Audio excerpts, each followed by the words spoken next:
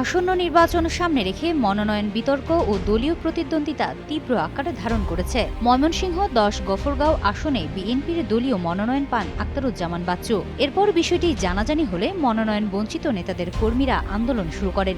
এই উত্তেজনার প্রেক্ষাপটে সোমবার ভোররাত ৫টা ১০ মিনিটে গফরগাঁও স্টেশনের কাছে জন্মেজয় এলাকায় দুর্বৃত্তরা প্রায় ২১ ফুট রেললাইন সরিয়ে ফেলেন। এতে ঢাকাগামী অগ্নিবীণা এক্সপ্রেস ট্রেনের ইঞ্জিনসহ দুটি বগি লাইনচ্যুত হয়।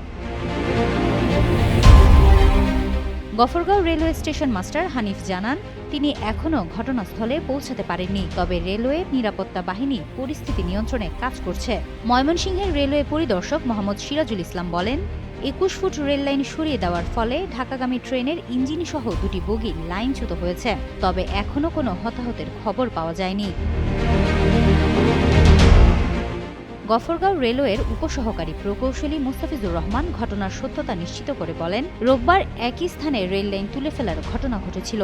তখন নাটবল্টু লাগিয়ে লাইন সচল করা হয়। তবে সোমবার রাতে অন্ধকারে কে বা কারা আবারও একই জায়গা থেকে প্রায় ২১ ফুট রেল লাইন খুলে ফেলে তা এখনও জানা যায়নি। এতে অগ্নিবীণা এক্সপ্রেস ট্রেনের ইঞ্জিন ও সামনের দুটি বগি লাইনচ্যুত হয়।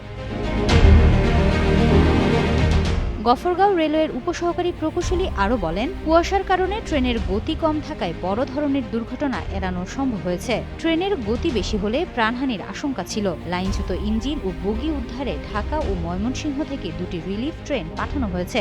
উদ্ধার কাজ শেষে ঢাকা ময়মনসিংহ রেলপথে ট্রেন চলাচল স্বাভাবিক হবে। রেলওয়ে নিরাপত্তা বাহিনী দ্রুত ঘটনাস্থলে পৌঁছে পরিস্থিতি নিয়ন্ত্রণের চেষ্টা করছে।